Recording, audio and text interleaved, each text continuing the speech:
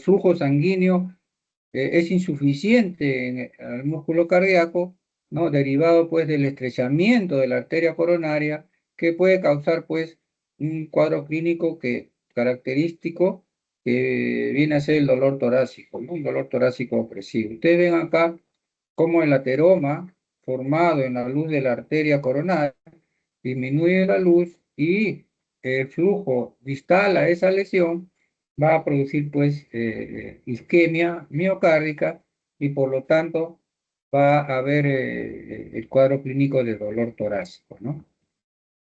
Ustedes ven acá cómo los glóbulos rojos disminuyen después de esta lesión, ¿no? Disminuye el flujo. Entonces, nosotros, este síndrome de insuficiencia coronaria, también llamada cardiopatía isquémica, viene a ser pues el conjunto de manifestaciones clínicas y electrocardiográficas que resultan de la disminución aguda o crónica, ¿no? Transitoria o permanente del riego sanguíneo del corazón, secundario generalmente a un cuadro ateromatoso a nivel de la arteria coronaria que disminuye el flujo distal. Esta disminución del flujo distal también puede ser por un espasmo de la arteria coronaria, que cuando es prolongado también produce pues un cuadro clínico anginoso. Pero la principal causa pues viene a ser el ateroma.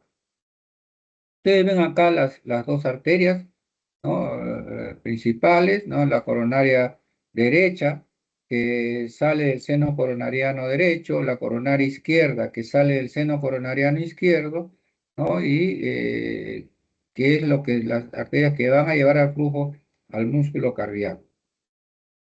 Estas son esta es su anatomía de ambas arterias, ¿no? La arteria coronaria derecha, que sale del seno coronariano derecho, da una primera rama que va hacia el nodo sinusal. Ustedes saben que el nodo sinusal está ubicado entre la desembocadura de la vena cava superior y la aurícula derecha.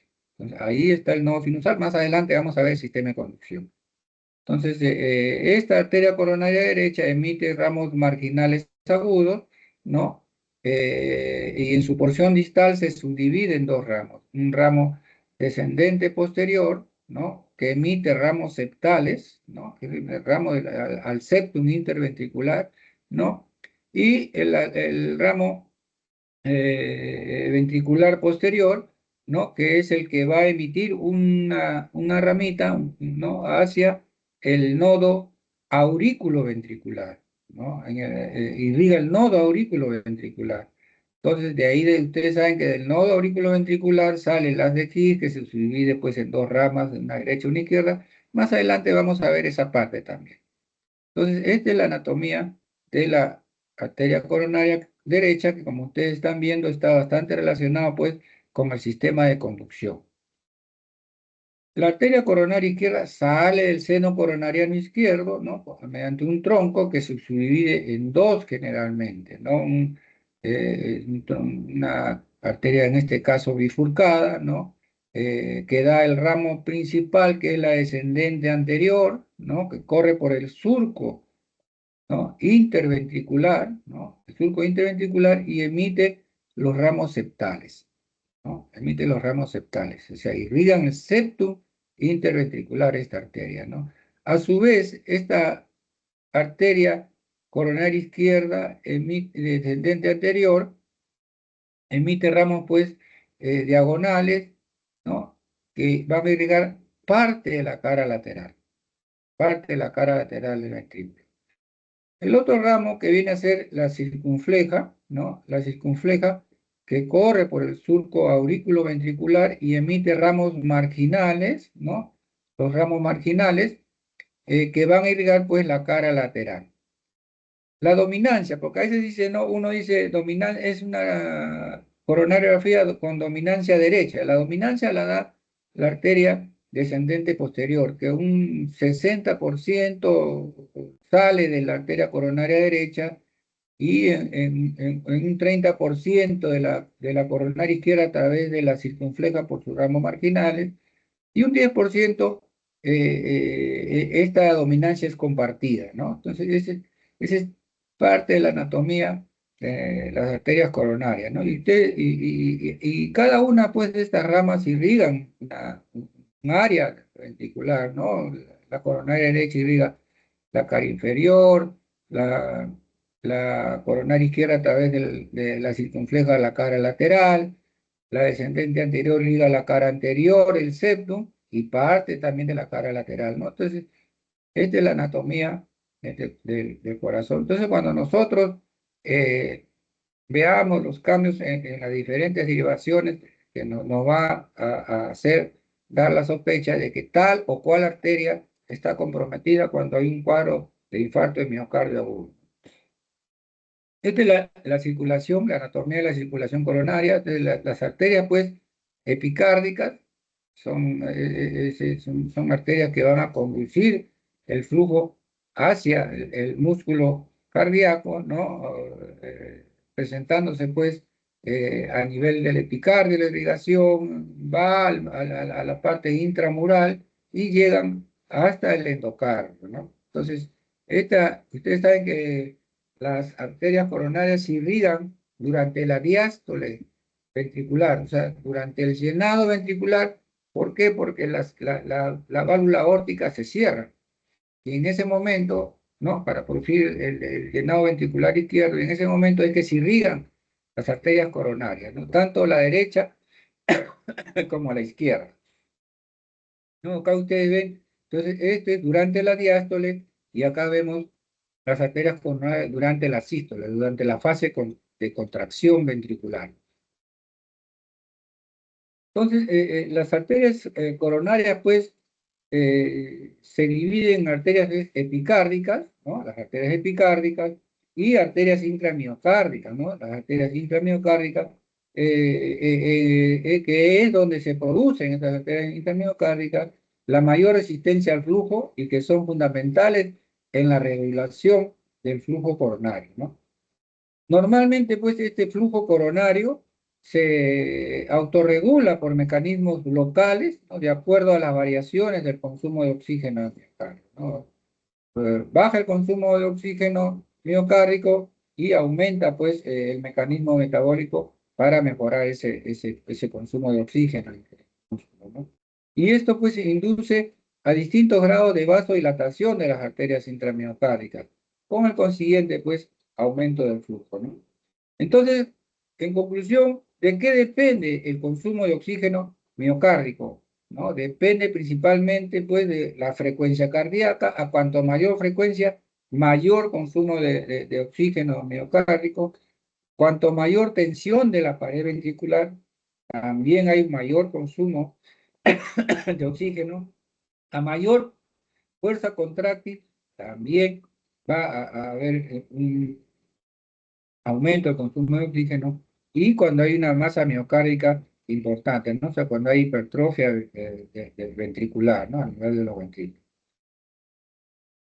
Entonces, aparte de esos mecanismos metabólicos, pues, el tono vasomotor está influido por un equilibrio entre dos factores, entre los estímulos autonómicos y la liberación endotelial de las sustancias vasodilatadoras y vasoconstrictoras. Estos dos, ¿no? Estos dos estímulos van a dar lugar a diferentes cambios en cuanto al aumento de flujo o disminución de flujo por las arterias, ¿no? Con la microvasculatura al músculo cardíaco. Entonces, el estímulo autonómico está dado por el simpático y el parasimpático. El simpático por la noradrenalina, ¿no? Que tiene un efecto directo de vasodilatación en los vasos epicárdicos, ¿no? Mediante los receptores beta, y de vasoconstricción en los intramiocárdicos mediante los receptores alfa.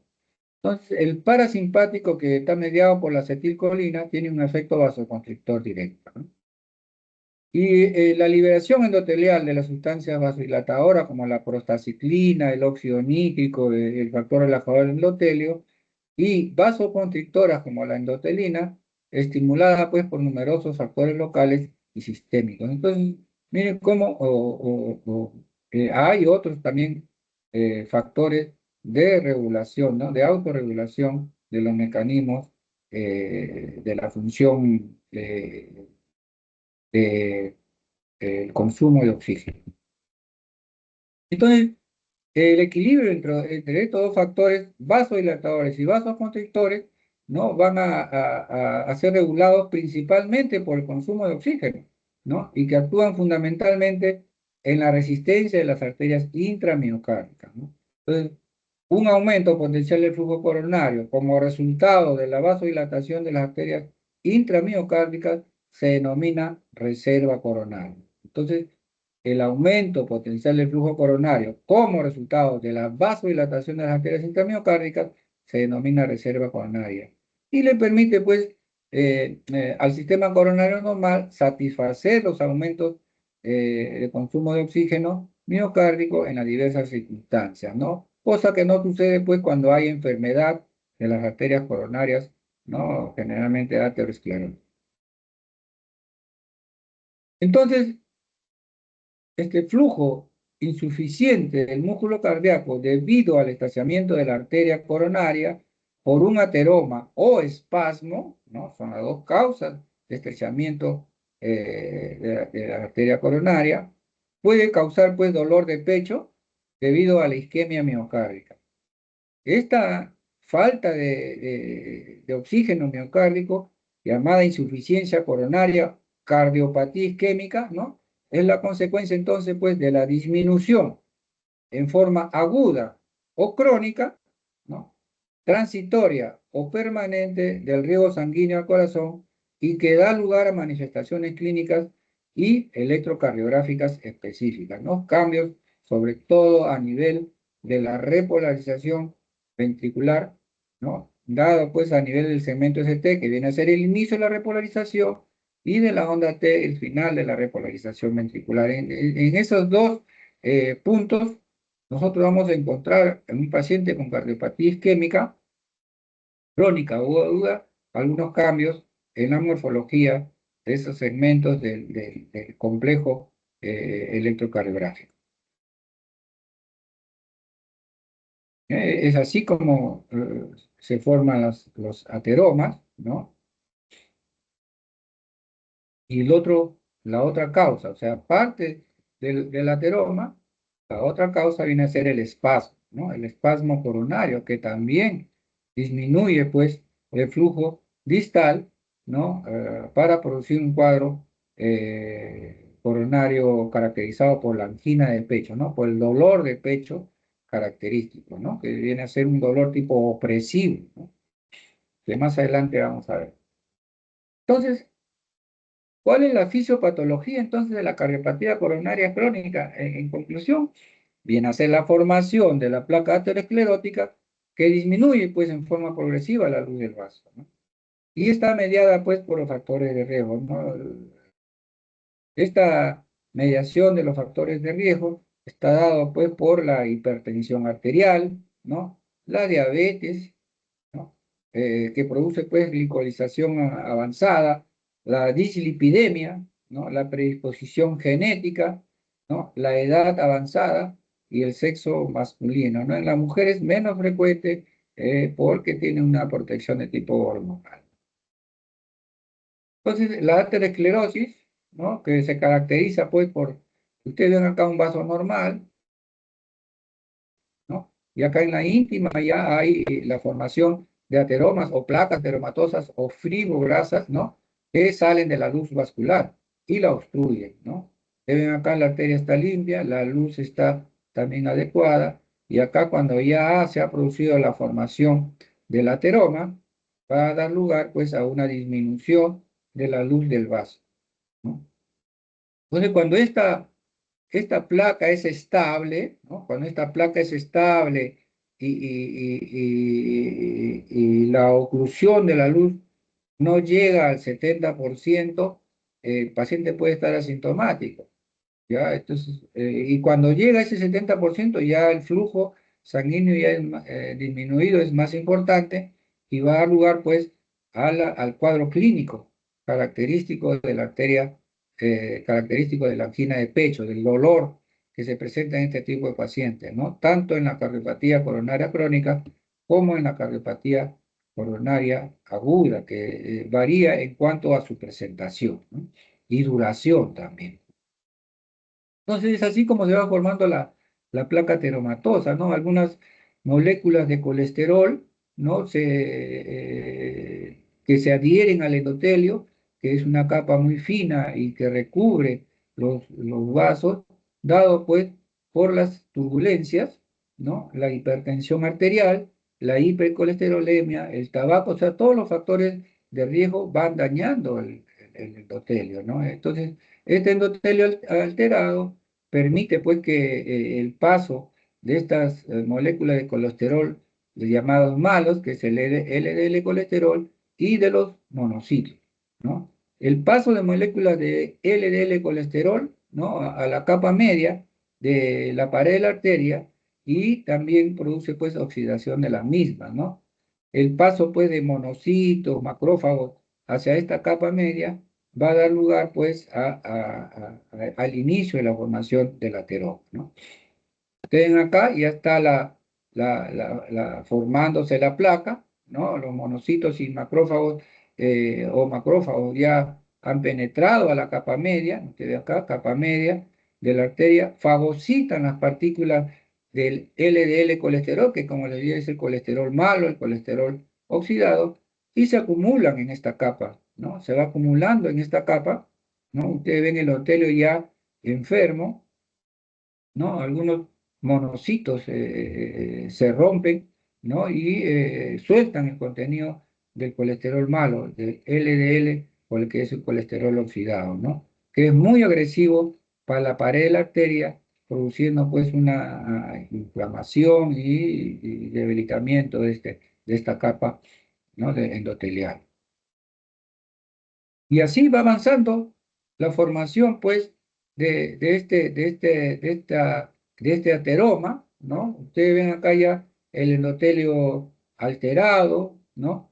Cubriendo la placa, ¿no? La placa ateromatosa, ¿no? Que hace prominencia hacia la luz del vaso gran cantidad, pues, de macrófagos cargados de LDL, es el colesterol malo, ¿no? Se forman en la capa media, ¿no? Este colesterol oxidado libre, ¿no? El colesterol oxidado libre, muy dañino en la capa media de la pared arterial, va produciendo mayor alteración del endotelio, dañando, pues, dañándolo y puede llegar un momento en que este endotelio se rompe para producir los cuadros coronarios agudos, ¿no? Los cuadros coronarios agudos que más adelante vamos a hablar. Entonces, esta placa pues, de colesterol puede romperse formándose alrededor un coágulo, como decía, ¿no? Ocluyendo completamente la luz del vaso y provocar el cuadro coronario agudo. O sea, hasta antes de romperse, pues una placa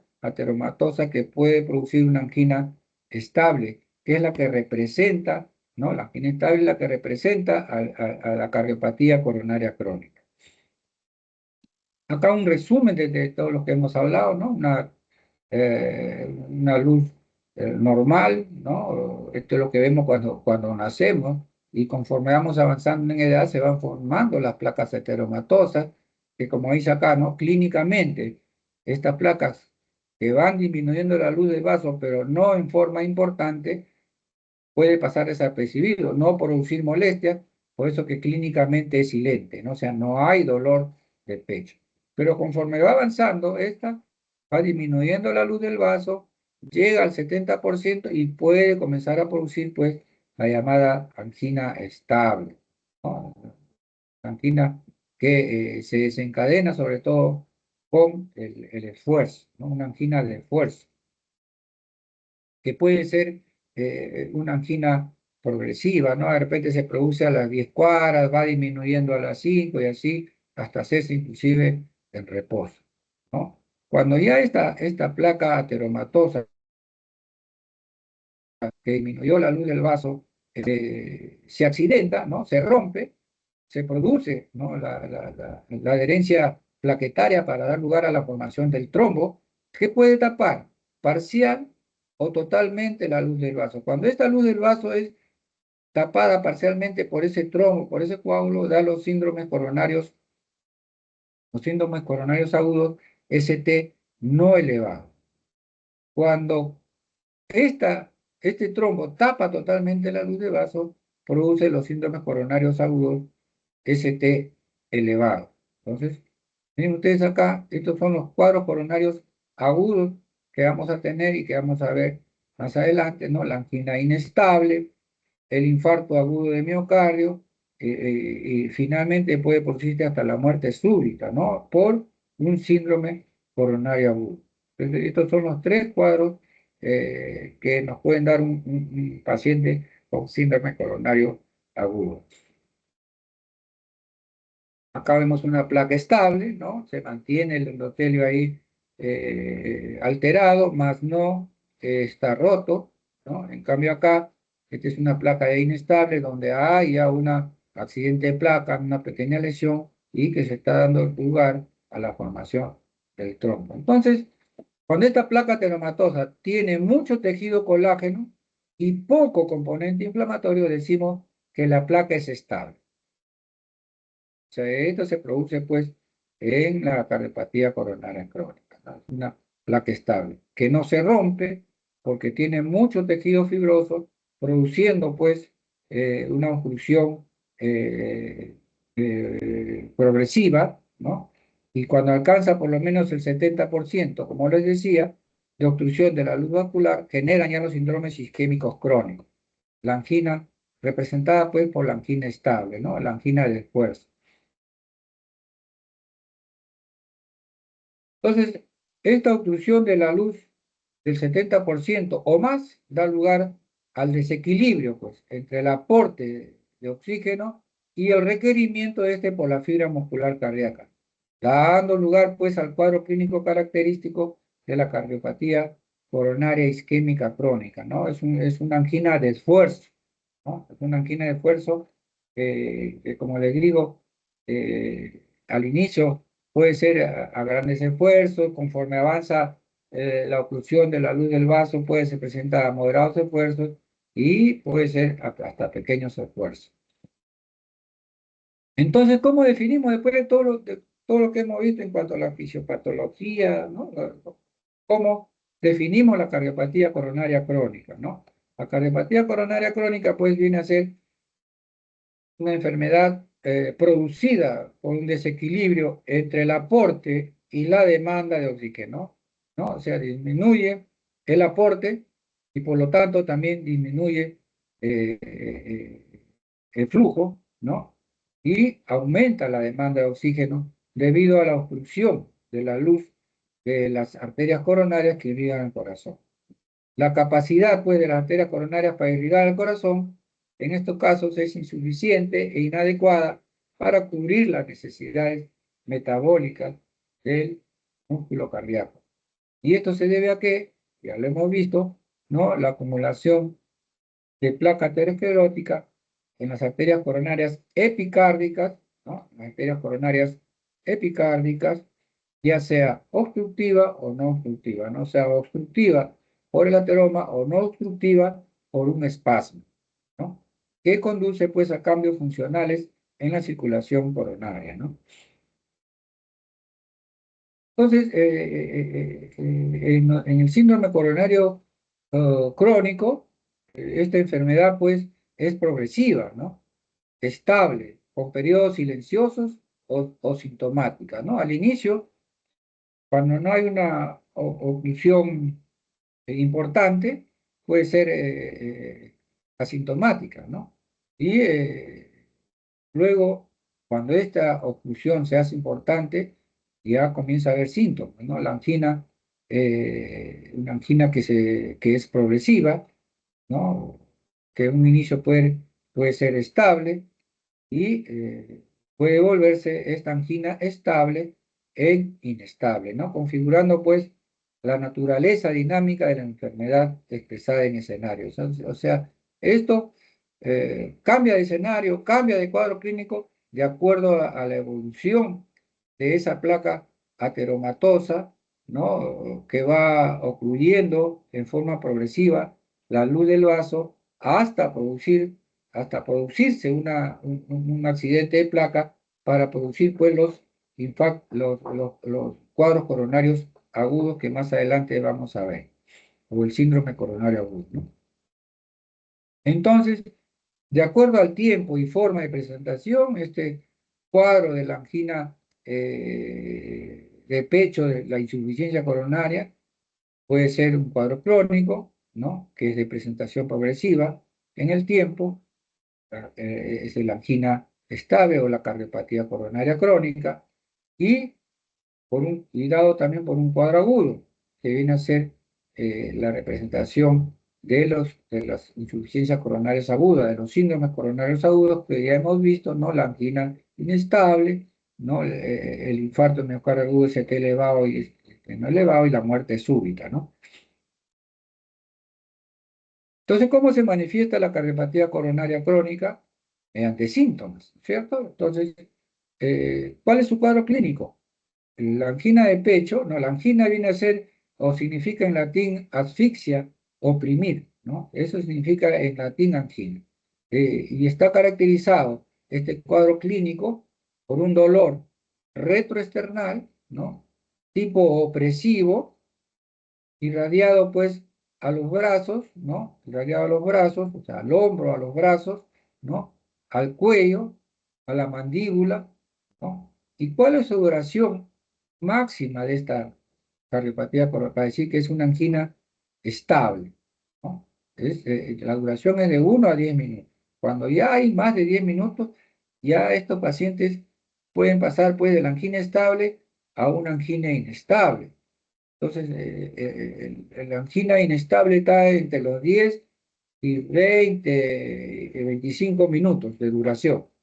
Entonces, cuando es mayor de 20, 30 minutos, ya estos pacientes están yendo pues probablemente a un infarto de miocardio agudo, que más adelante vamos a ver, una cardiopatía coronaria aguda, ¿no? En la angina estable, ¿cuál es su duración entonces? De 1 a 10 minutos, ¿no? ¿Qué es lo que le desencadena?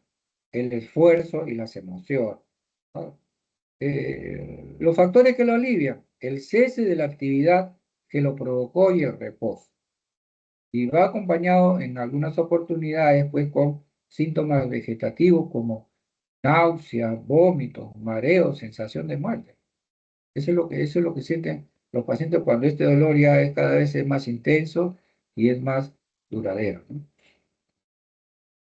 ¿Y quién la representa? La angina estable. Ya lo hemos dicho, ¿no? Esta angina estable pues tiene varios cuadros clínicos, ¿no? La angina microvascular, el síndrome X, la isquemia silente, la angina variable o vasoespástica, ¿no? Entonces, esta clasificación clínica de los síndromes isquémicos coronarios crónicos da lugar pues a la llamada angina coronaria, ¿no? Crónica estable, ¿no? Pacientes que generalmente tienen molestias a moderados esfuerzos, grandes esfuerzos, hasta hacerse a pequeños esfuerzos, la miocardiopatía isquémica crónica, ¿no? Entonces, ¿esto a qué da lugar? Estos cuadros clínicos, esta enfermedad de las arterias coronarias, ¿no? Que va ocluyendo progresivamente la luz del vaso, puede dar lugar, pues, a bradiarritmias por enfermedades. No, ya hemos dicho que la arteria coronaria derecha, cuando es dominante, da lugar, pues, a la irrigación del nodo aurículo-ventricular, ¿no? Acá tenemos, todo este es el sistema de conducción. Nodo sinusal, los tres haces internodurales nodulares que comunican con el nodo auriculoventricular, el haz de His, ¿no? Que se divide en una rama derecha y una rama izquierda, que a su vez se divide en dos, ¿no? Una anterior y una posterior. Entonces, este es el sistema de conducción eléctrica que, como les dije, está bastante relacionado a la arteria coronaria derecha. Entonces, esta enfermedad crónica puede dar lugar, pues, a una enfermedad del nodo sinusal, ¿no? Por enfermedad de la coronaria derecha, a un bloqueo auriculoventricular, ¿no? El nodo AB, puede dar lugar a taquiarritmias, ¿no? Auriculares, aleteo auricular, arritmias ventriculares, ¿no? Ya que cuando la enfermedad es crónica va dando lugar al crecimiento de las aurículas, que da lugar pues a esta arritmia que es bastante frecuente, que es una de las arritmias más frecuentes que se presentan en la enfermedad coronaria crónica, ¿no? Entonces, hay también arritmias ventriculares, ¿no? Y finalmente, pues, pueden llegar a la insuficiencia cardíaca congestiva. Entonces, en conclusión, estos síndromes coronarios crónicos pueden llegar a producir radiarritmias, taquiarritmias y llegar a la insuficiencia cardíaca congestiva. Esa es la secuencia. ¿Y en qué se basa el diagnóstico? El diagnóstico va a ser, el 80% va a ser clínico, ¿no? Una buena historia clínica, viendo antecedentes familiares, viendo antecedentes personales del paciente, nos puede llevar a la sospecha de una enfermedad coronaria crónica, ¿no? Seguido de estos antecedentes por el cuadro clínico característico que ya lo hemos visto también, ¿no? Entonces, el diagnóstico se basa pues en estos datos clínicos, en una buena historia clínica. Ustedes saben que los antecedentes, la enfermedad actual, el examen físico, nos va a dar un 80% del diagnóstico, ¿no? Luego también la selección de prueba diagnóstica acorde a esa probabilidad de la cual se sospecha, ¿no? Ya hay diferentes tipos de exámenes que nos van a ayudar a confirmar nuestra sospecha diagnóstica ya dada en forma verdadera en un 80%, y estas pruebas diagnósticas nos van a confirmar nuestros diagnósticos para llegar a un 100% de este. Entonces, la angina de pecho crónica, estable, se caracteriza pues por un dolor anginoso de esfuerzo clásico, que ya hemos visto.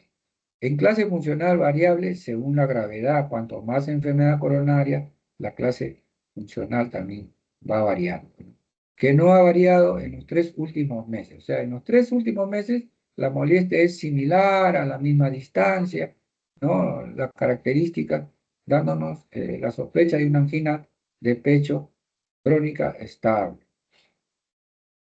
Esto nos lleva a diferentes, según los síntomas, a una clase dada, una clasificación, dependiendo pues de la severidad de la angina, según la Sociedad Canadiense Cardiovascular, ¿no? La clase 1, la actividad normal no causa angina, ¿no? Generalmente la angina es secundaria al ejercicio extenuante, rápido, prolongado.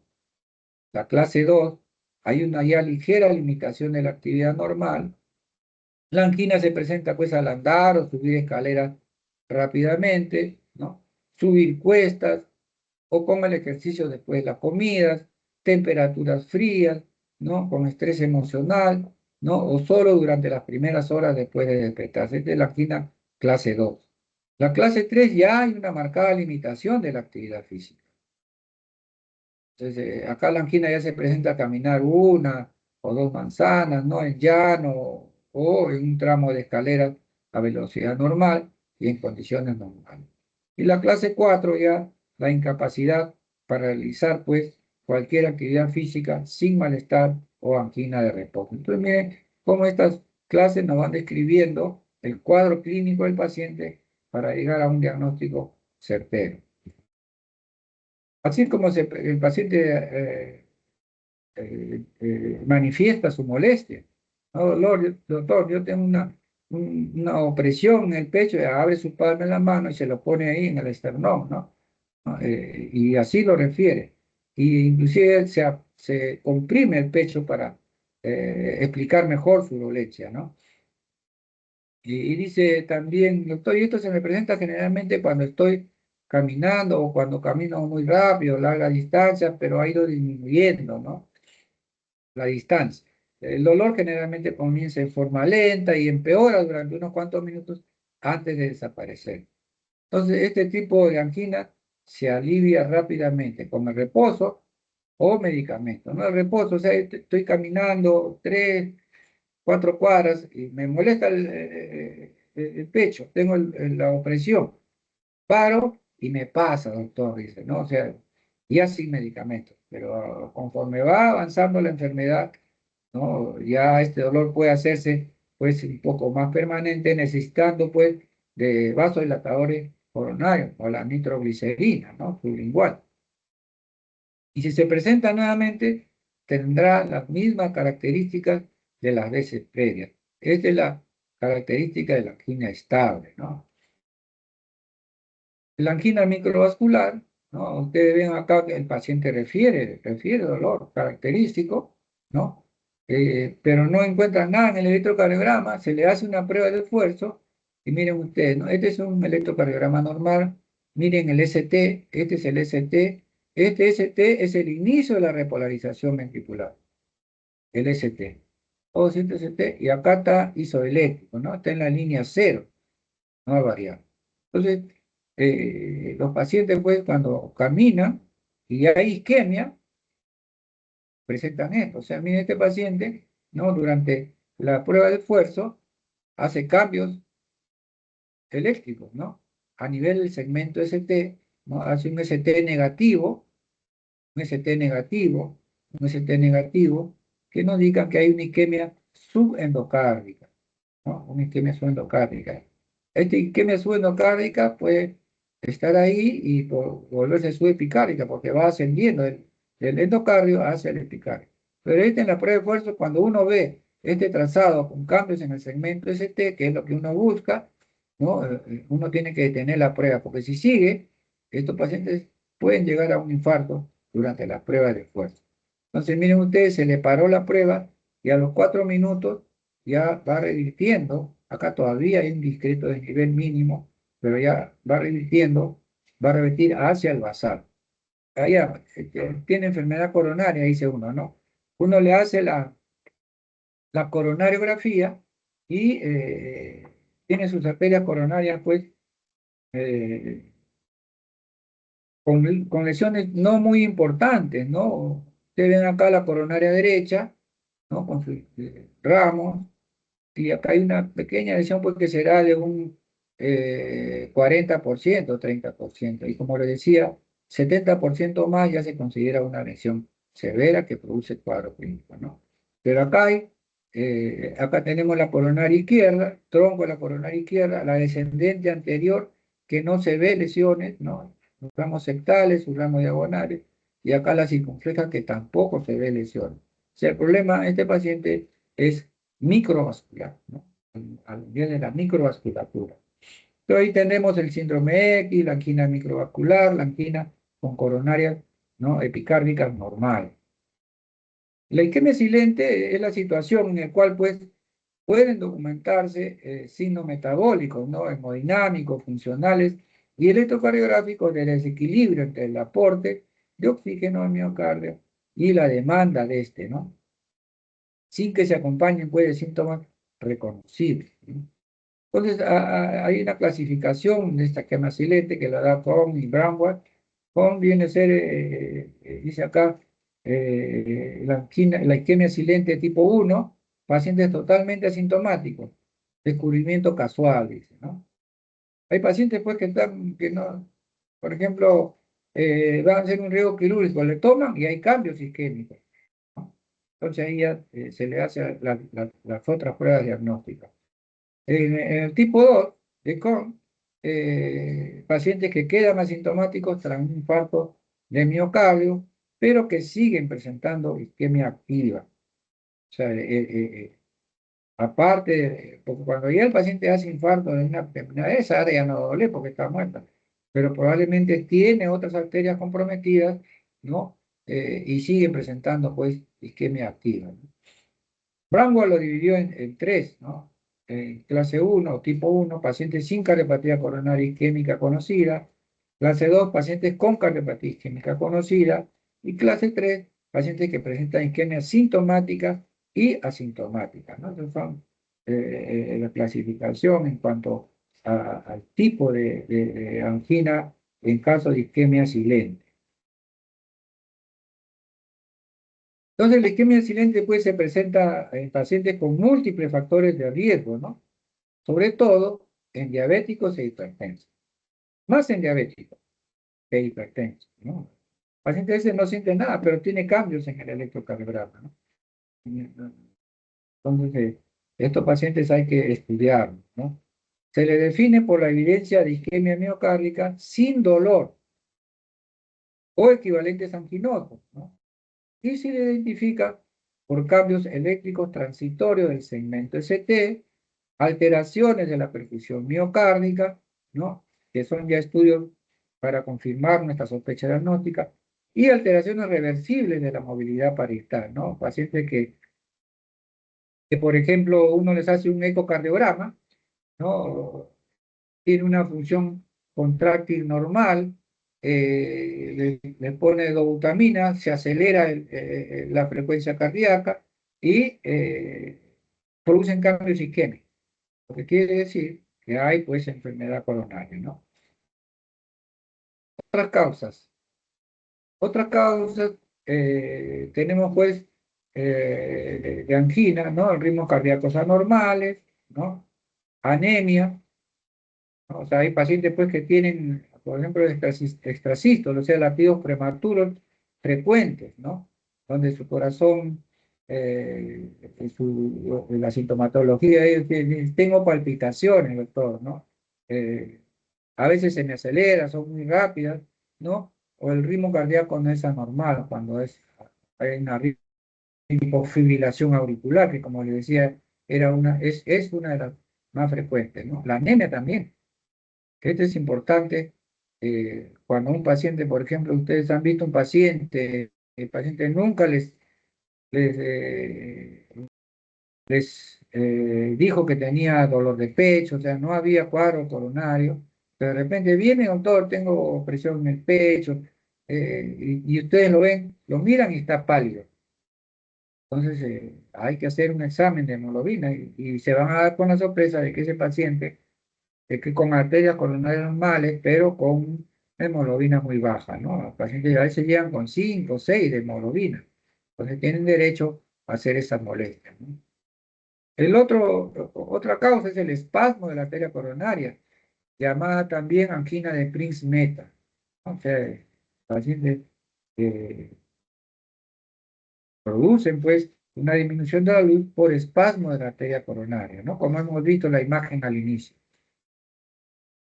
La insuficiencia cardíaca también, ¿no? Otra de las causas que puede producir angina. Valvulopatías cardíacas, ¿no? Sobre todo en pacientes pues, con estenosis valvular aórtica, ¿no? Una estenosis valvular aórtica, ¿no? Cuyos síntomas pueden venir a ser el síncope, la disnea y el dolor torácico. Pues la triada de sospecha de una enfermedad valvular aórtica, ¿no? Ya examinándolo, vamos a encontrar el soplo respectivo, ¿no? Un soplo mesosistólico, un foco valvular aórtico, ¿no? A veces también enfermedad valvular mitral tipo estenosis también puede dar lugar a ese tipo de molestias. El hipertiroidismo, una tiroides hiperactiva, puede también causar angina. Miren, todo lo que nosotros tenemos que evaluar cuando no es algo muy claro, ¿no? Entonces, ¿en qué se basa el diagnóstico? ¿No? Está basado, pues, en el conjunto de una serie de fenómenos fisiológicos que se manifiestan por condiciones clínicas como la isquemia silente, angina estable, síndromes coronarios agudos, que más adelante vamos a ver, y diversos mecanismos, pues, de la regulación del flujo sanguíneo, ¿no? La demanda miocárdica, la liberación de adenosina y la función del endotelio en las arterias coronarias son claves para mantener la irrigación miocárdica y han sido la base fisiológica para el desarrollo de pruebas, pues, de detección de isquemia, como lo es el flujo de reserva fraccional, ¿no? Que hoy en día, pues, hace parte de las recomendaciones de las guías cuando uno tiene cuando uno le hace una coronariografía y encuentra una lesión coronaria intermedia, este es un examen invasivo, ¿no? Es una guía especial, ¿no? En la cual se estandariza a nivel de la aorta y luego se pasa esa guía a través de la lesión, teniendo valores que sugieren que esa placa aterosclerótica es importante, ¿no? Entonces, ¿cómo llegamos al diagnóstico? Con un adecuado estudio de los antecedentes, ¿no? Antecedentes personales y antecedentes familiares, ¿no? ¿No? Como hemos dicho, la hipertensión arterial, la diabetes, ¿no? Familia con enfermedad coronaria, ¿no? El cuadro clínico del paciente. Es bien característico, ¿no? Bien característico. Pocos son los que no tienen esas características y son, y son coronarios, ¿no?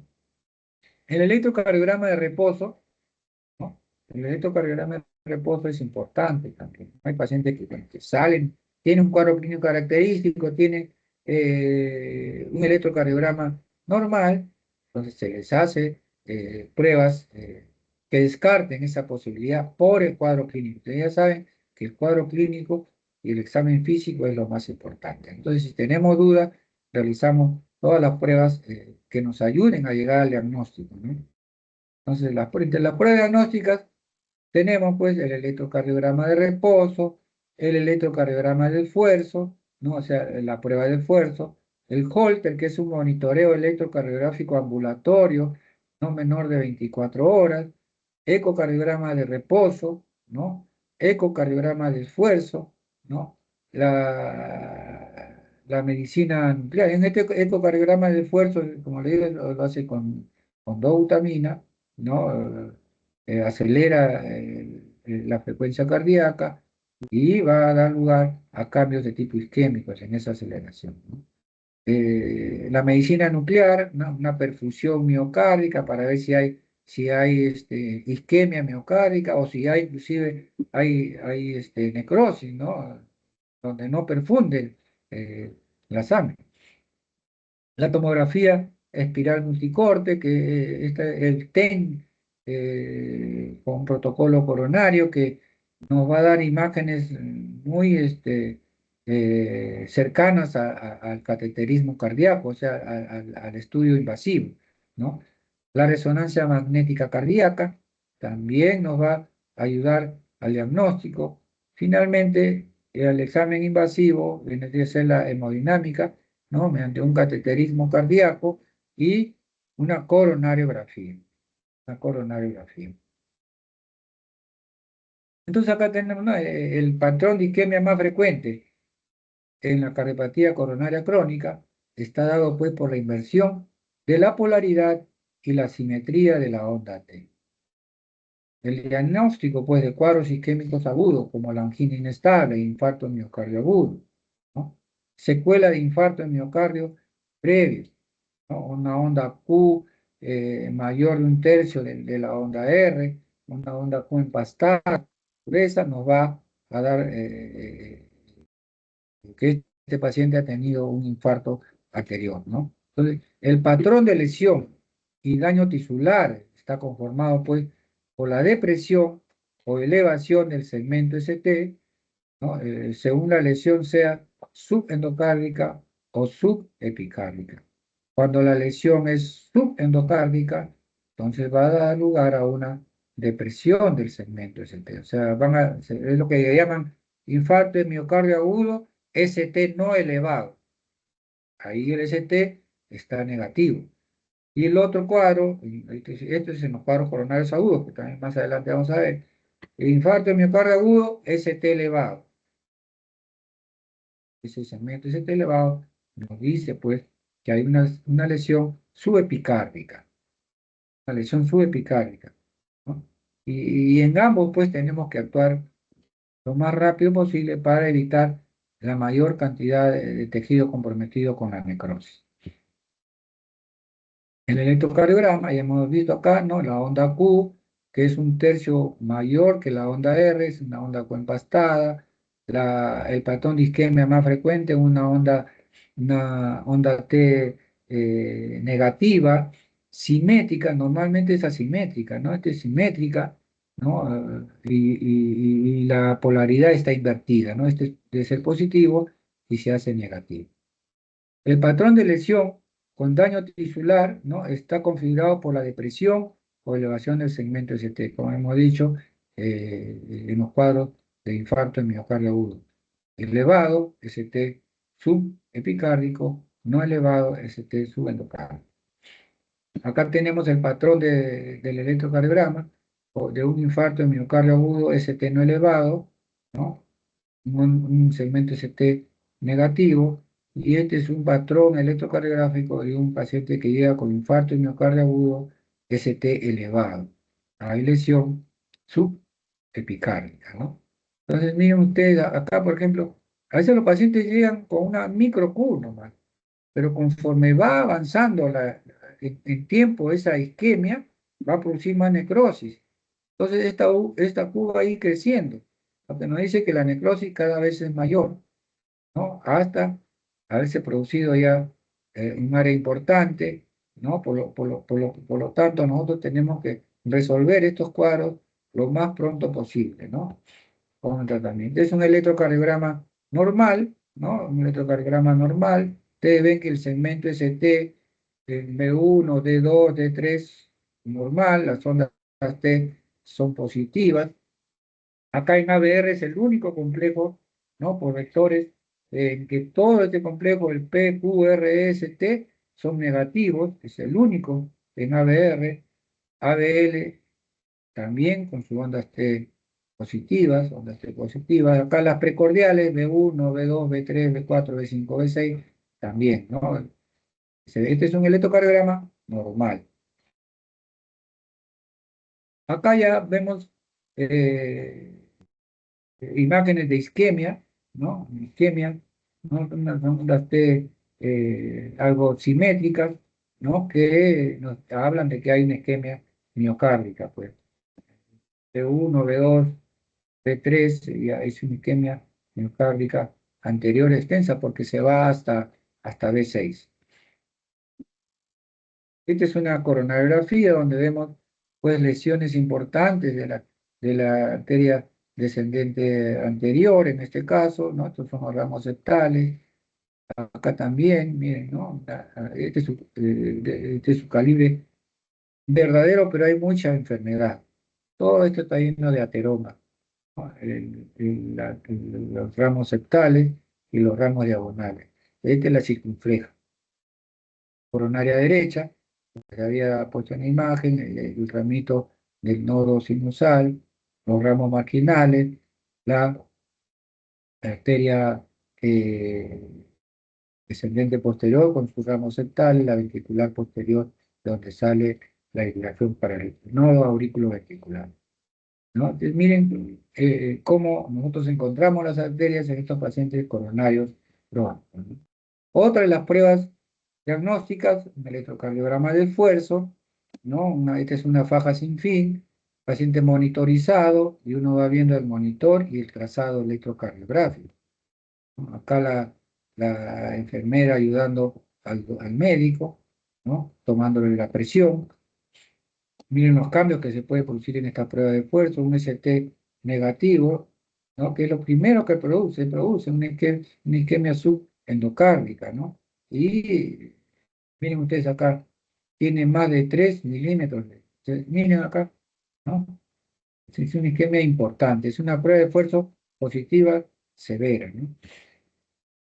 Así son los cambios que se producen en complejo QRST, ¿no? La depresión horizontal del segmento ST, la depresión oblicuante descendente del segmento ST, y una que no es muy característica, la depresión oblicuante ascendente del ST. Acá los criterios de positividad, ¿no? Un ST negativo recto, mayor de 1 milímetro, una prueba negativa cuando alcanzó la frecuencia cardíaca calculada. ¿Cómo haríamos la frecuencia? 220 menos la edad es el 100%. Llegando al 80-85% decimos que esa prueba está bien hecha, ¿no? Acá no hay cambios en el electro, no hay arritmia, no angina, electrocardiograma normal, prueba de fuerza negativa. Positiva sin ángulo, o sea, el paciente llega a la frecuencia cardíaca mínima requerida, 85%, ¿no?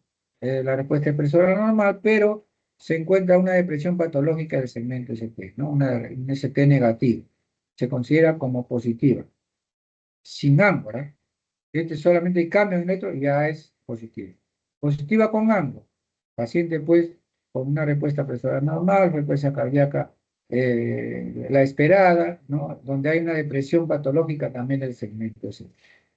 Todo se basa el diagnóstico en estas pruebas en las variaciones que hay en el segmento ST o la presencia de arritmias también.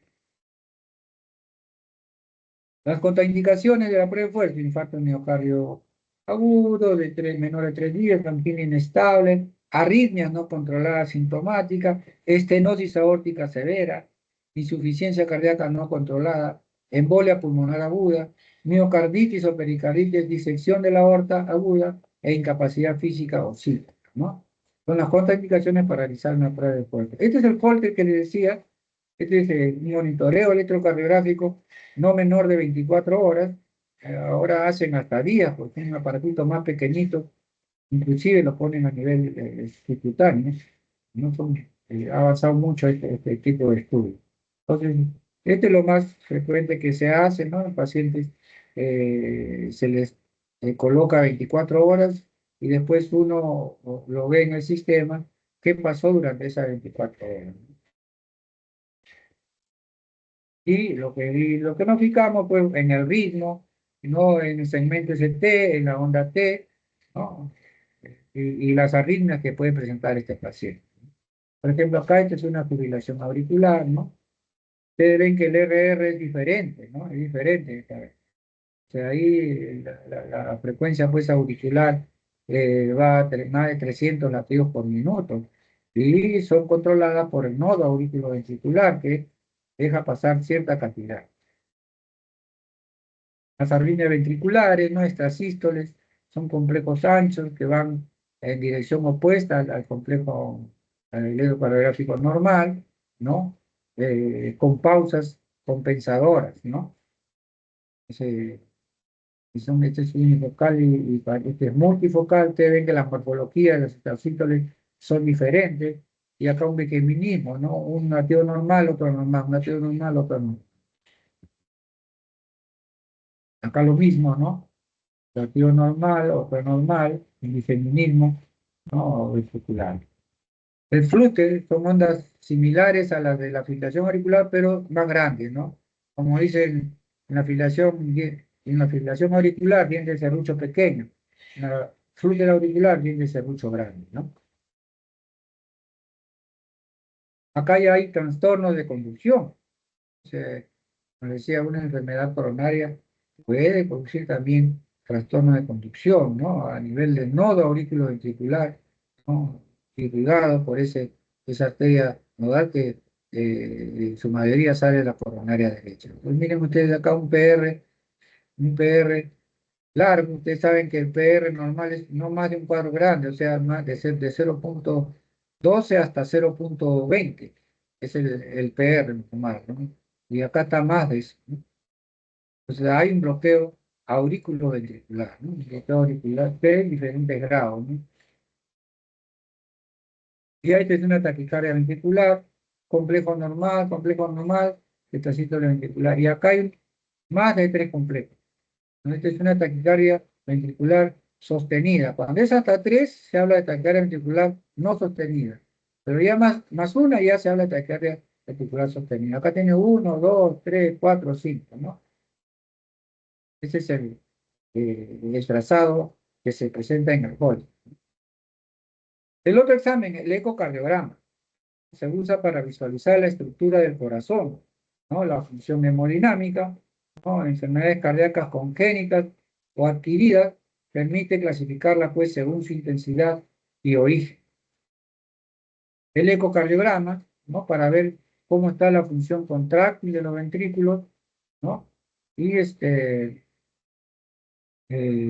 evaluar, pues, la motilidad de los diferentes segmentos.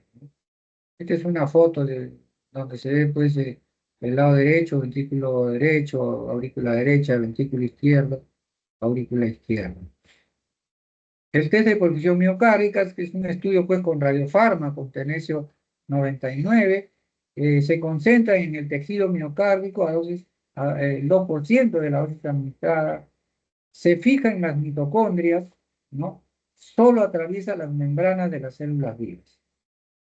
Entonces, cuando hay necrosis, o sea, hay células muertas, ya eso no lo capta, no lo capta. Y eso se ve en este estudio, ¿no?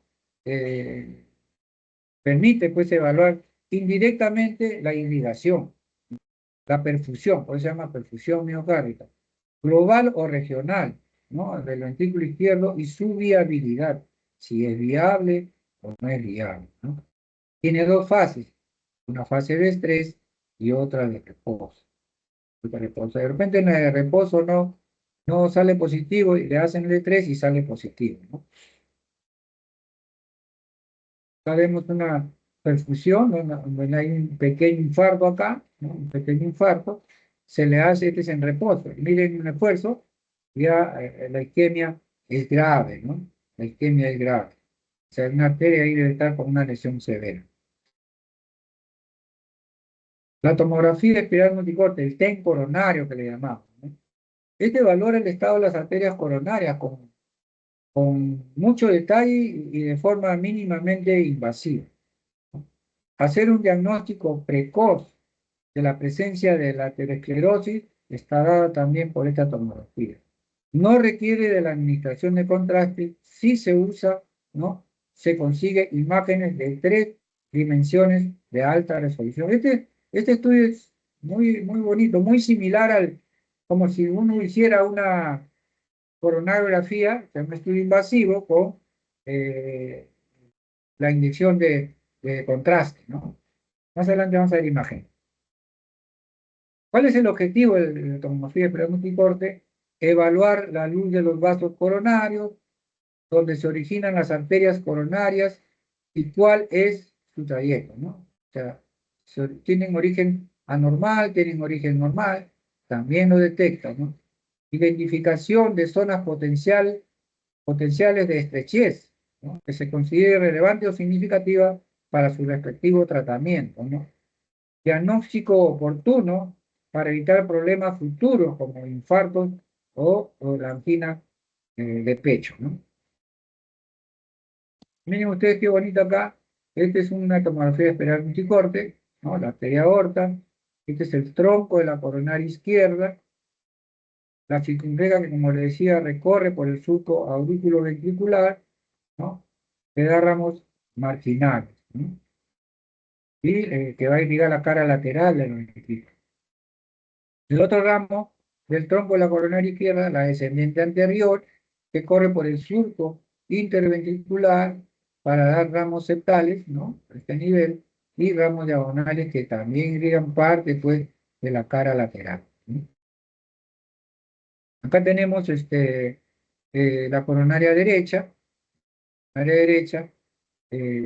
dominante porque da el ramo descendente posterior, ¿no? Cuando da el ramo descendente posterior, es una arteria dominante, ¿no? Como le decía, en un 60% la da la coronaria derecha y en un 40%, un 30% la, la coronaria izquierda mediante la circunfleja. Entonces, miren qué bonito se ve. Esto ya son anomalías, ¿no? Son imágenes de aneurismas a nivel de la descendente anterior y la circunfleja, aneurisma coronario. Acá se ve una lesión severa, ¿no? Con isquemia en su porción distal a esa lesión. Entonces, la tomografía, pues, computarizada y la tomografía multicorte son técnicas validadas en la detección y en la cuantificación del grado también de la afección de la calcificación coronaria. O sea, la calcificación coronaria en estos estudios nos dan una idea de la gravedad de la enfermedad coronaria, ¿no? Se utiliza para cuantificar, pues, el grado de calcificación que se calcula mediante un software específico, ¿no? Entonces, debido a que el calcio es un marcador de enfermedad arterial coronaria, la cantidad de calcio detectada en una exploración de tomografía coronaria cardíaca es muy útil herramienta pronóstica. Cuando vemos la cantidad de calcio que hay en este estudio, ¿no? Por ejemplo, acá está esta es la tabla, ¿no?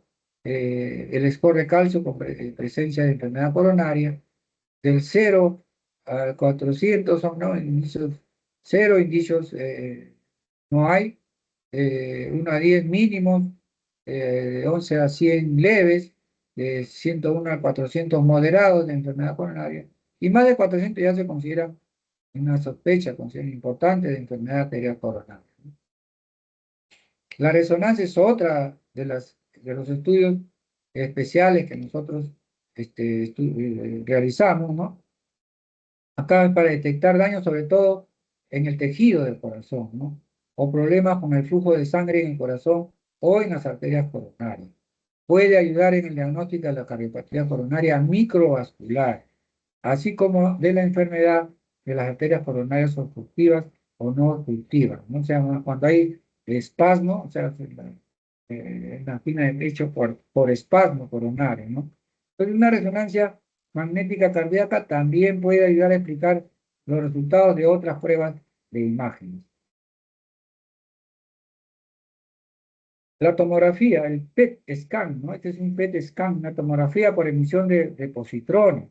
Esta tomografía por emisión de positrones cardíaca evalúa el flujo de sangre a través de los vasos sanguíneos coronarios y hacia el músculo del corazón. Entonces, este tipo de prueba de imagen nuclear, ¿no?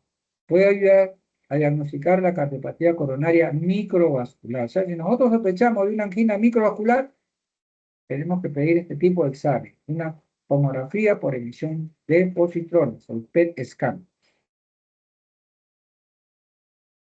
Y finalmente ya cuando hemos hecho todos los estudios de ayuda diagnóstica y requerimos de un tratamiento específico, ¿no? O confirmar nuestra sospecha diagnóstica junto con los exámenes auxiliares, ya nos vamos al estudio invasivo, que viene a ser la coronariografía, ¿no? Que se hace pues en angina inestable, en infarto miocardio, cateterismo cardíaco. Es así como nosotros vemos en la coronariografía, tronco de coronaria izquierda, arteria circunfleja, descendente anterior, ¿no? Ramo marginal, ramos diagonales, estos son los ramos septales, y acá la lesión severa al final del tronco de la coronaria izquierda. Estos son pacientes candidatos a muerte súbita, ¿no? Se le tapa acá y miren el infartazo que hace, ¿no? Hacen infarto y arritmias y muerte súbita.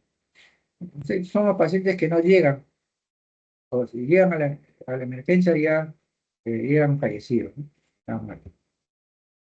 Acá una coronariografía izquierda con una lesión del ramo marginal, ¿no? Marginal acá, está ocluido.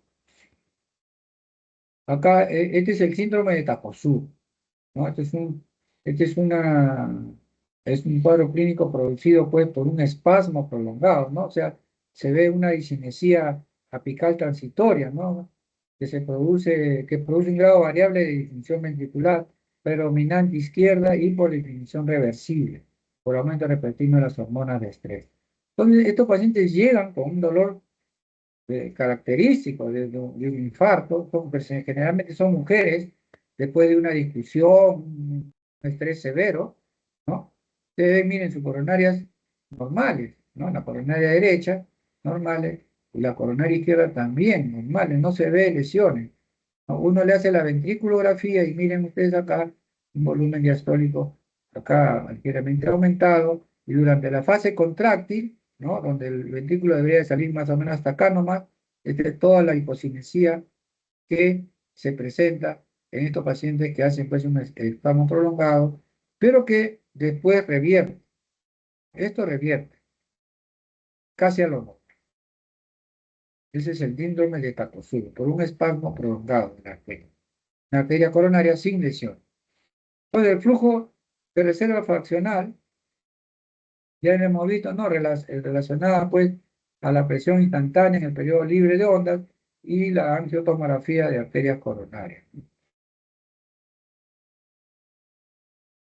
Entonces, la reserva de flujo coronario fraccional, ¿no? Es la relación entre la presión media distal a la lesión, la presión media distal a la lesión, y la presión aórtica media bajo un estímulo hiperémico, ¿no? Con adenosina. O sea, uno pasa y cuando uno va a medir, pone la adenosina y es un vasodilatador y va a dar lugar a los valores no menores de 8, ¿no? No menores de 0,8. Es el punto de corte aceptado para definir si una lesión coronaria es relevante desde el punto de vista hemodinámico. Desde el punto de vista hemodinámico.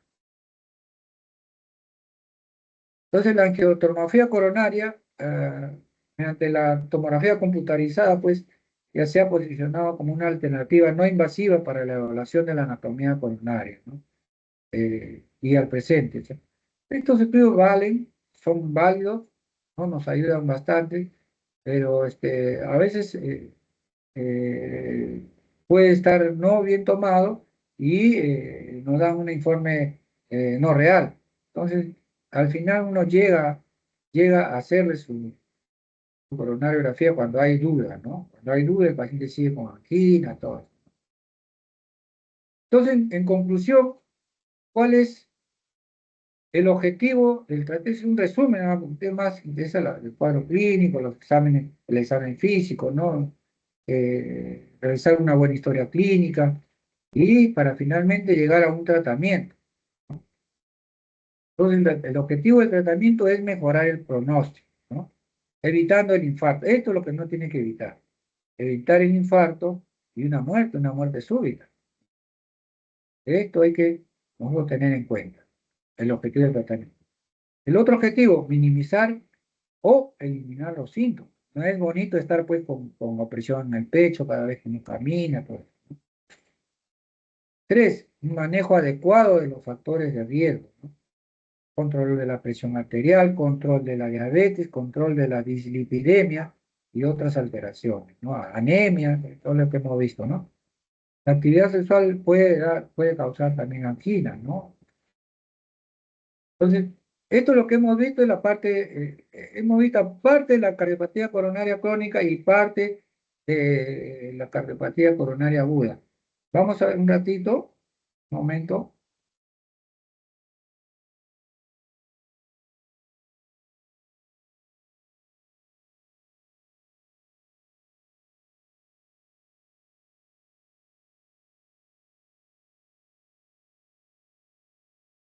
Vamos a pasar ahora a la otra clase que es que ya más corta porque prácticamente toda en cuanto a anatomía, fisiopatología, cuadro clínico, lo hemos visto haciendo la parte de cardiopatía coronaria. Pero en síndrome coronario agudo eh, hay un accidente de placa, ¿no? Un accidente de placa. Ustedes ven acá el ateroma y la ruptura del endotelio. Entonces se rompe el endotelio de esa placa ateromatosa, ese endotelio enfermo, ¿no? Se rompe y comienza la formación de la adherencia plaquetaria y la formación de un trombo, un coágulo, que tapa totalmente la arteria, ¿no? Que tapa la luz, termina de tapar la luz de la arteria porque ahí hay un ateroma que está ocluyendo, este ateroma se accidenta y produce esto. Esta oclusión total de la arteria por el trombo nos va a dar el cuadro clínico de síndrome coronario agudo elevado, que más adelante vamos a ver. Cuando el trombo, o sea, se produjo la siguiente placa, el trombo no tapa totalmente la luz del vaso, o sea, es un trombo suboclusivo, no termina de tapar la luz, o sea que hay todavía flujo distal, ¿no? Ustedes ven acá, la luz del vaso todavía está una parte permeable, pero ya el paciente tiene un cuadro clínico característico de larga duración, ¿no? Con un electrocardiograma eh, que nos, eh, que nos habla de un síndrome coronario agudo, ST no elevado, ¿no? O sea, en este acá es un ST positivo hacia arriba y en este de acá es un ST negativo, que más adelante vamos a ver. Acá está, ¿no? Entonces, síndrome coronario agudo, ST elevado, tiene esta característica, ¿no? Tienen ustedes acá, el ST está elevado y ya hay la presencia de una onda Q, o sea, ya hay presencia de necrosis. Pero no siempre los pacientes llegan con esta necrosis. Todavía con onda Q pequeña, o sea, no patológica. Una onda Q patológica es una onda Q empastada, ancha, mayor de un tercio de la onda R, ¿no? Esa es una onda Q patológica. Entonces, este es un infarto de miocardio agudo, ST elevado, ¿no? Donde ya hay una lesión subepicárdica. Ustedes saben que comienza así de esta forma, ¿no? O sea, este pasó por este de acá. Un ST negativo, esta es una lesión subendocárdica, una lesión subendocárdica. Este es un infarto de miocardio agudo, ST no elevado. Este es un trazado electrocardiográfico de un infarto de miocardio agudo, ST elevado, un infarto de miocardio agudo, pues subepicárdico. Así es como nosotros vamos a ver los complejos en un paciente con infarto de miocardio agudo ST elevado y paciente con infarto de miocardio agudo ST no elevado, ¿no? Acá tenemos, este es de una cardiopatía coronaria crónica, ¿no? Una onda T simétrica que nos habla de una lesión subendocárdica, ¿no? Y una onda T negativa, una lesión subepicárdica. Ya hemos visto la anatomía de la arteria coronaria, y hemos visto la circulación coronaria, hemos evaluado la fisiopatología de las arterias coronarias, ¿no? Y el síndrome coronario agudo se define, pues, como la presentación, en valga la redundancia, aguda de la cardiopatía isquémica, o sea, se presenta de un momento a otro, ¿no? Y la duración es diferente a una angina estable. Ya hemos dicho que una angina estable no va más allá de los 20 minutos. La angina inestable está entre los 20 y 30 minutos. Más de 30 minutos, ya este paciente está yendo al infarto de miocardio agudo, puede ser ST no elevado o ST elevado. Inclusive puede ser candidato a muerte súbita, ¿no? A muerte súbita. Entonces miren ustedes la clasificación, pues, de un síndrome o de los síndromes coronarios agudos. Son varios cuadros clínicos, ¿no? ¿Cuál es la etiología? Ya le hemos dicho, la formación de trombo sobre una placa ateromatosa, inflamada y complicada. Complicada quiere decir rota, ¿no? Accidentada. Dos, el síndrome coronario agudo es aquel que produce reducción aguda al flujo coronario y, por lo tanto, a la oxigenación miocárdica. Más raramente debido a espasmos, ¿no? Es lo que vimos en el anterior, ¿no? Donde había una alteración en la función contractil del ventrículo y que después revierte, ¿no? El espasmo prolongado da lugar a esos cambios, pero que revierten y que se presenta sobre todo en las pacientes de sexo femenino, ¿no? Más raramente había un espasmo puro arterial sobre placa no complicada y sin evidencia de lesiones. No se ven lesiones, son placas pequeñas que no se ven en la coronariografía. Entonces, ¿cuál es la definición de infarto de miocardio? La cuarta definición universal se designa como pacientes con infarto agudo de miocardio con elevación del segmento ST a los que sufren dolor torácico persistente, ¿no? U otros síntomas que indiquen isquemia, ¿no? Y elevación del segmento ST en al menos dos derivaciones contiguas, siempre que si no hay elevación del segmento ST, se les designa como pacientes con infarto agudo de miocardio sin ST elevado. Para el que se ha publicado pues recientemente ya una guía específica, ¿no? Entonces, es así como se define la cuarta definición universal de infarto de miocardio, ¿no? Por eso hablamos de infarto de miocardio ST elevado y ST no elevado, ¿no? Los factores de riesgo son los mismos que hemos visto, ¿no? En la parte de cardiopatía coronaria crónica, ¿no? El tabaquismo, la obesidad, el sedentarismo, la hipertensión arterial, la diabetes, la hiperlipidemia, hombres mayores de 45 años, mujeres mayores de 55 años. Importante, pues, los antecedentes familiares, ¿no? Hereditarios. Y hemos visto entonces la etiología, ¿cuál es? Es la formación de trombo sobre una placa ateromatosa, inflamada y complicada, que produce reducción aguda al flujo coronario y oxigenación miocárdica. Más raramente es debido a espasmo puro arterial, ¿no? sobre placa no complicada y sin evidencia de lesiones, que es lo que hemos visto anteriormente. Esto ya lo hemos visto, la patogenia. La patogenia.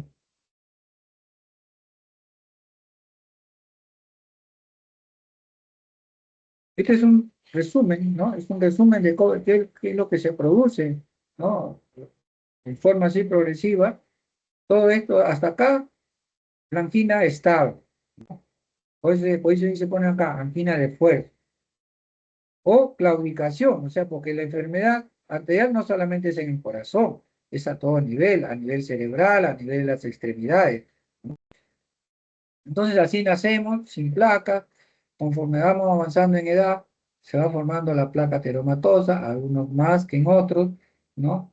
La placa fibrosa, ¿no? La placa aterosclerótica ya obstructiva, el 70% o más, ¿no? Donde comienza la angina de pecho. Miren ustedes la etapa silente antes de que llegue a esta, ¿no? Cuando ya es una placa aterosclerótica obstructiva, ¿no? 70% o más de la luz, ¿no? Hasta acá es una angina estable, una angina de fuerza.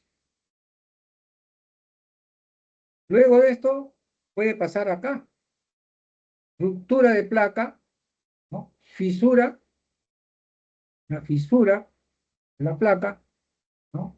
Y la trombosis, que como hemos visto, puede ser una oclusión, puede llegar a una oclusión total o subtotal, ¿no? Total, infarto de miocardio agudo ST elevado, subtotal, infarto de miocardio agudo ST no elevado. Entonces, los cuadros clínicos de la cardiopatía coronaria crónica, inestable en primer lugar, ¿no? Son pacientes que inclusive tienen angina de reposo, ¿no? O al mínimo esfuerzo, de mayor duración, ¿no? De 20 y 30 minutos. Cuando esta duración del dolor anginoso pasa los 30 minutos, ya hay que sospechar de que probablemente se trate de un infarto agudo de miocardio. Este infarto agudo de miocardio, si no lo tratamos a tiempo, no lo diagnosticamos a tiempo, también puede dar lugar a una muerte súbita. Muerte súbita, ¿no? Que el paciente pues a veces también no llega al tiempo o no se diagnostica o no diagnostica uno como debe ser. Entonces, uno a veces, uno no puede llevarse solamente el electrocardiograma. El electrocardiograma, inclusive hay pacientes que vienen con electrocardiograma normal, pero vienen con un cuadro clínico característico de una insuficiencia coronaria crónica, perdón, de una insuficiencia coronaria aguda, ¿no? Doctor, tengo más de 30, ya tengo como una hora con dolor, le toman el electro, no hay cambio, no, no es coronario, va de su casa. Regresan y regresan con un infartazo, con un electro completamente diferente. Entonces, estos pacientes hay que hospitalizarlos, ¿no? Inclusive antes de hospitalizarlos, ya hay que hacerle controles electrocardiográficos, dosaje de enzimas, ¿no? Si es posible un ecocardiograma. Entonces, no es cuestión de que el electro nos diga que eso no es. Lo que manda es el cuadro clínico del paciente, ¿ya? El cuadro clínico del paciente es el que manda. Entonces, el síndrome coronario su génesis, ¿no? De la enfermedad aterosclerótica es una respuesta inflamatoria de la pared vascular ante determinadas agresiones o estímulos, ¿no? Las agresiones, pues, el aumento de la presión arterial, eh, estrés, ¿no? Todo eso lleva a que esta placa se inflame. La hipertensión no controlada, la hiperlipidemia no controlada, la diabetes mellitus no controlada, el seguir fumando, el no controlar el peso, ¿no? La homocisteína y las infecciones actuarían como estímulos proinflamatorios, ¿no? Capaces de lesionar el funcionamiento de la pared vascular. Esto también es importante, ¿no? La homocisteína y las infecciones pueden actuar como estímulos proinflamatorios y producir un cuadro clínico coronario. El reclutamiento de células inflamatorias, proliferación de células musculares lisas y la acumulación del colesterol determinan el crecimiento de la placa aterosclerótica. Entonces, células inflamatorias, proliferación de células musculares lisas y la acumulación del colesterol determinan el crecimiento de la placa aterosclerótica. Las placas responsables del síndrome coronario agudo presentan alta actividad inflamatoria local. ¿Ya? Entonces, las placas responsables del síndrome coronario agudo presentan alta actividad inflamatoria local, placas con fisuras, ¿no? Ya accidentadas, ¿no? Placas con fisuras o con erosiones, ¿no? En su superficie, trombosis intracoronaria y vasoreactividad aumentada. ¿Esto qué cosa quiere decir? Que aparte del trombo formado en esa placa accidentada, hay también un vasoespasmo distal a esa lesión. Hay un vasoespasmo que es por una vasoreactividad mayor, ¿no? Secundaria a la lesión de esa arteria, a la agresión de esa arteria por ese trombo. ¿Cómo hacemos el diagnóstico?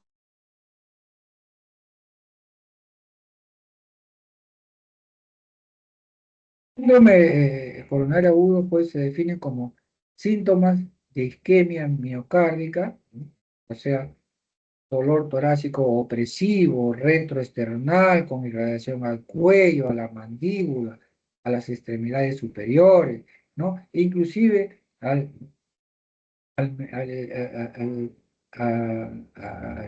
¿cómo se llama?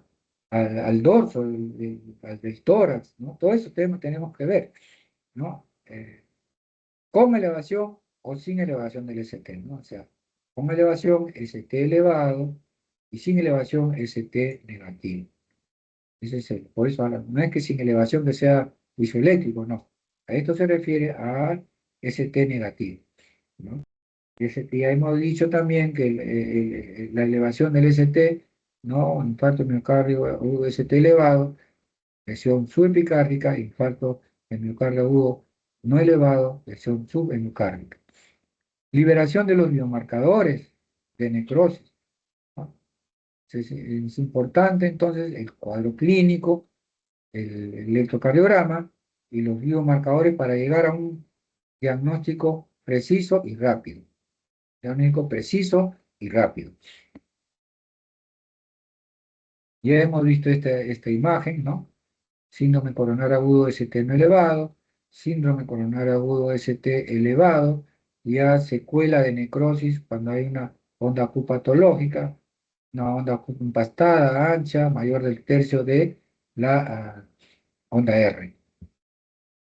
Los biomarcadores de daño miocárdico, ¿no? Dosaje de la creatina quinasa, ¿no? La creatinina sinasa toda CKMB, ¿no? La troponina I cardíaca, la troponina T cardíaca. Ya hemos dicho el dolor inicial, rectoesternal o en epigastrio, ¿no? Con síndrome de angina de pecho intenso y duradero. Disnea paroxística tienen. Doctor, me falta el aire, ¿por qué? Porque el dolor no los deja respirar, ¿no? Entonces tienen dificultad respiratoria. Pues así pueden llegar a la emergencia. Y a veces llegan así, chocados. Y han chocado, con pulso filiforme, pequeño, hipotenso, con sudoración fría y desvanecimiento. O sea, así es como llegan pacientes ya, que no fueron probablemente eh, o que no acudieron, pacientes que no acudieron a tiempo a la emergencia. Hay pacientes que son reacios a ir a emergencia, pero cuando ya se sienten demasiado mal, van a la emergencia y pueden llegar en este cuadro, ¿no? De chocado, ¿no? Pulso pequeño, hipotensión, sudoración fría y desvanecimiento, con dificultad respiratoria antes de llegar a eso. Y ya hemos visto los síntomas, ¿no? Son los mismos ceros, sino de mayor intensidad y de mayor duración, asociándose a otros, ¿no? A otros como la disnea, ¿no? Los signos que ya hemos nombrado también, ansiedad, hay taquicardia, estado adrenérgico, ¿no? Eh, con insuficiencia, pues, cardíaca, son pacientes que vienen taquicárdicos, ¿no? Disneicos, polisneicos, ¿no? Cuando hay una actividad parasimpática, pueden llegar bradicárdicos, ¿no? O con un problema de bloqueo auriculoventricular, cuando la isquemia compromete también el nodo auriculoventricular, ¿no? Hipotensión leve, frecuente, ¿no? Así llegan hipotensos. Hipertensión cuando hay estado adrenérgico. Podemos encontrar un cuarto ruido o un tercer ruido. Un cuarto ruido por aumento de las presiones auriculares o tercer ruido por aumento de las presiones sistólicas del ventrículo izquierdo, ¿no? Si es que hay insuficiencia cardíaca. Cierto paciente puede llegar así a con una insuficiencia cardíaca. Podemos encontrar también soplo sistólico, ¿no? Si hay insuficiencia valvular mitral o comunicación interior. ¿Esto qué cosa quiere decir? O sea que estos pacientes no, a veces llegan sin soplo no los ajustan, no hay soplo, pueden estar taquicárdico, pueden haber ritmo galope, todo. Cuando de repente a la media hora, a la hora lo vuelven a ajustar y encuentran un soplazo, un soplo, ¿no? En el caso de la válvula mitral, un soplo sistólico, ¿no? Eh, de gran intensidad, al igual que un soplo sistólico a nivel del área del septum interventricular, ¿no? Que nos indica de que probablemente hubo una ruptura, o sea, la necrosis que produjo ruptura del músculo papilar, o sea, un infarto del músculo papilar, que es donde se implantan las cuerdas tendíneas. Y saben que las cuerdas tendíneas son las que hacen que se cierren las válvulas tanto mitral como tricuspide. Entonces, cuando hay infarto en el miocardio que compromete el músculo papilar, puede romperse esa cuerda tendínea y producir una insuficiencia valvular mitral aguda. De pacientes no van bien, generalmente no van bien.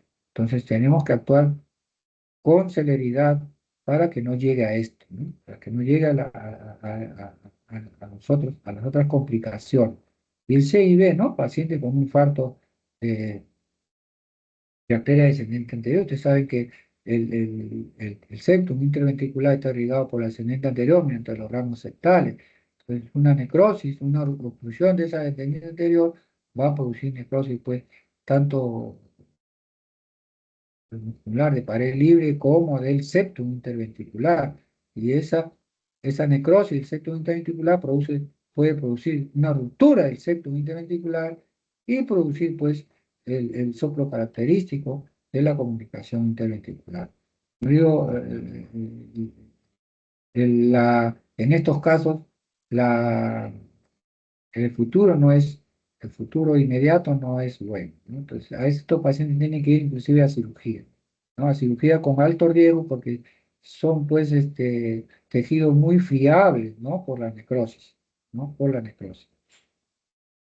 Y finalmente, pues, nosotros podemos escuchar estertores crepitantes si es que hay insuficiencia cardíaca cuando el paciente llega, pues, a la emergencia. Entonces, es muy importante evaluar bien el cuadro clínico, buen examen físico, electrocardiograma, ya lo más pronto posible, dosaje de enzimas para determinar si este paciente es un paciente con infarto de miocardio agudo, ¿no? Por el tiempo, por el electrocardiograma, por la característica del dolor, por el examen físico, nosotros podemos llegar al diagnóstico. Por lo tanto, tenemos que resolver lo más pronto posible, ¿no? Entonces, estos pacientes llegan así, con una fase terrosa, disneicos, a veces cianosis ligera, puede haber fiebre, ¿no? E inclusive esta fiebre que se presenta al inicio puede durar 2, 4 días. Hay caída, vienen hipotensos, caída de la presión arterial. Ocasionalmente puede haber frote pericárdico, ¿no? Cuando hay necrosis pues transmural, ¿no? Puede haber frote pericárdico. Arritmias, ¿no? Hay arritmias, estas historias, inclusive llegan con la fibrilación auricular, entre otras, ¿no?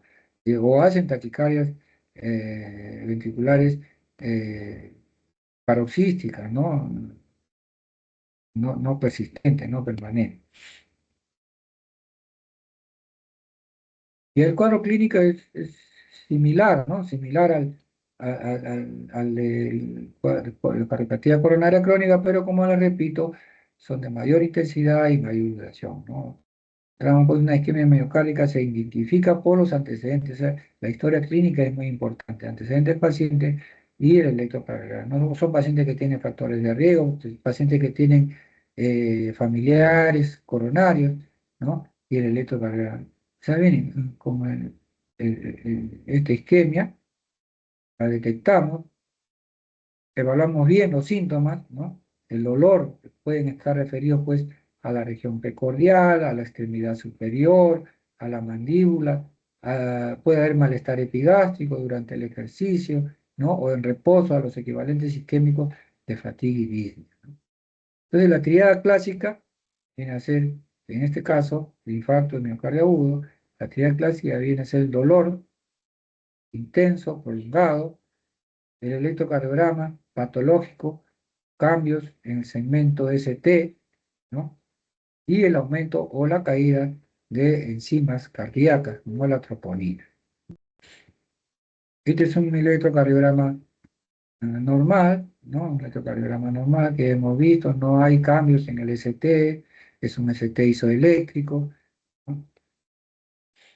Así es como vamos a ver nosotros en caso pues el inicio de una isquemia hiperaguda, ¿no? Hiperaguda, acá ya pasó a un desnivel el segmento ST negativo, ¿no? O sea, ya hay una isquemia subendocárdica que generalmente ahí se inicia en la región subendocárdica la isquemia y va ascendiendo hasta el epicardio, como pasa en este trazado eléctrico electrocardiográfico con un ST elevado.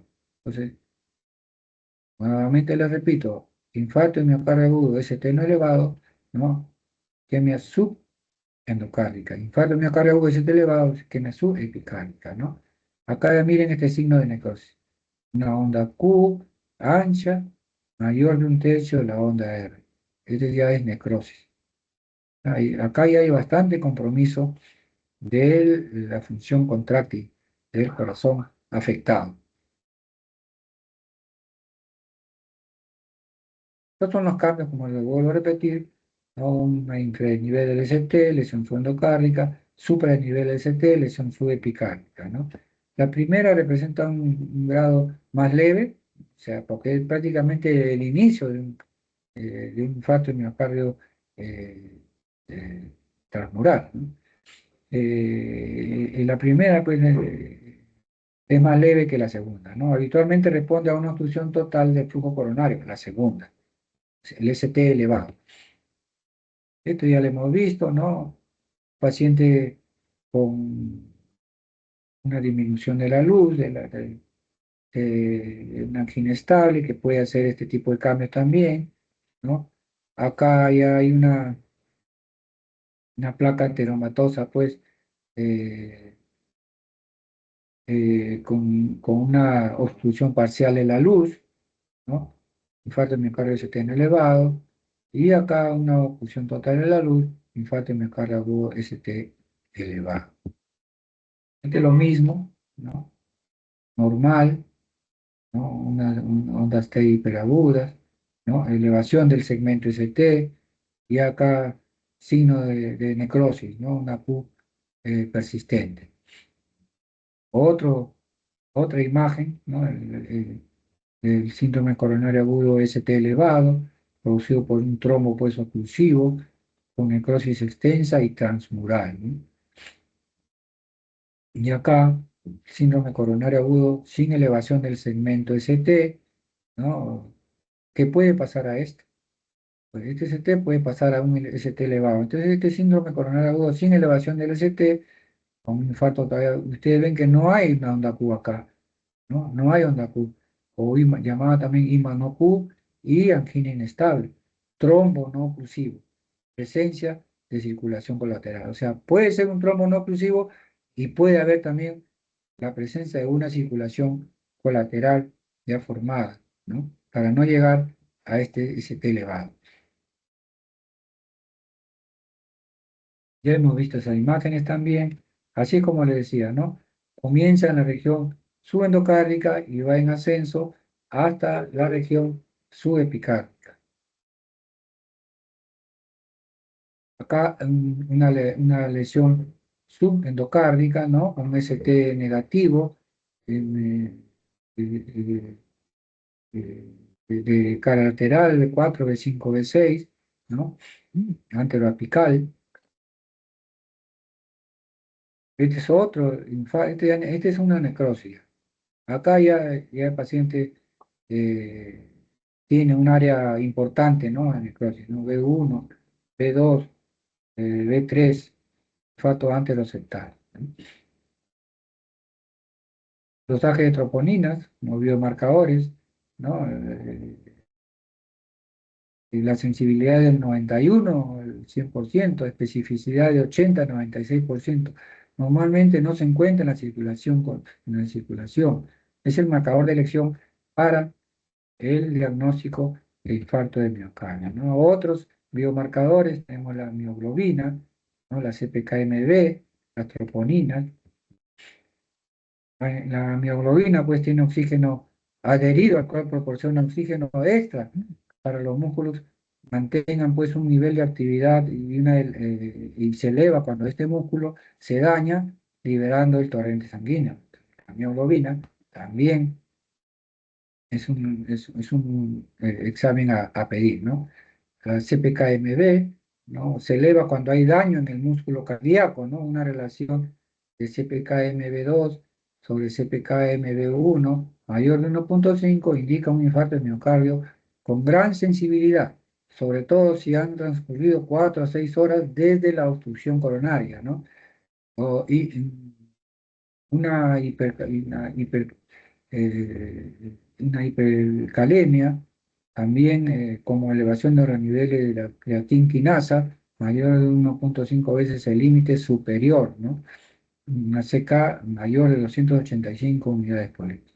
La troponina T y la troponina I, cuanto más daño se produzca en el corazón, mayor cantidad de troponina, ¿no?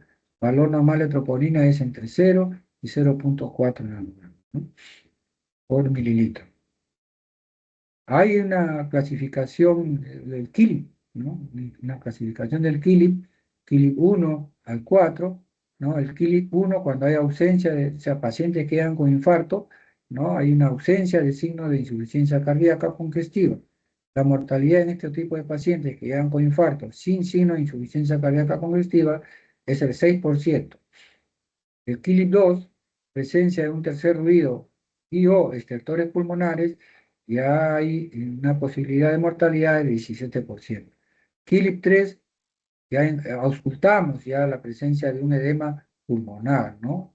La mortalidad en estos pacientes que llegan ya con insuficiencia ventricular izquierda, 30 a 40%. Y cuando los pacientes ya llegan chocados, un shock cardiogénico, es un KILIP 4, cuya mortalidad es 60 al 80%. Entonces, visto todo lo que hemos revisado,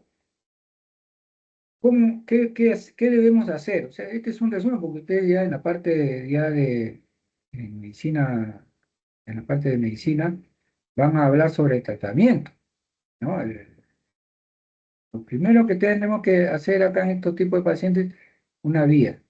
Está viendo venosa. Cuando llega la emergencia, subiendo, o sea, ya sospechando así en forma etoscópica nomás la posibilidad de un paciente en mal estado general que viene con un cuadro de dolor torácico, ¿no? Una viendo venosa, dos, oxígeno, la administración de oxígeno con una saturación, paciente con una saturación menor a 90%, administrar oxígeno, doble antiagregación plaquetaria, ¿no? Aspirina 300 miligramos, clopidogrel 300 miligramos y heparinizal. Entonces, estos pacientes, una vez diagnosticados, o sea, nosotros tenemos que en 10 minutos de contacto con el médico, ya nosotros tenemos que haber hecho el diagnóstico, cuadro clínico, electrocardiograma, enzima, ya solicitar las enzimas, ¿no? Tenemos que interpretar, pues, el cuadro clínico y el electrocardiograma confirmando el diagnóstico de infarto con elevación del segmento ST, con elevación del segmento ST. Definir la estrategia de reperfusión. Definir la estrategia de reperfusión quiere decir si tiene que ser por trombolisis o por tratamiento de angioplastía primaria. Evaluar los tiempos si su intervención percutánea se va a tardar más de 120 minutos, contemplar, realizar, ¿no? O sea, si nosotros vemos que 2 horas, o sea, no puede pasar de las 2 horas. Si el paciente llega a la emergencia, se le hace el diagnóstico y estamos en un hospital donde se hace cateterismo cardíaco y se hace angioplastía primaria, este paciente debe estar en no más de 1 hora en la sala de hemodinámica con el estudio para el estudio y tratamiento respectivo, ¿no?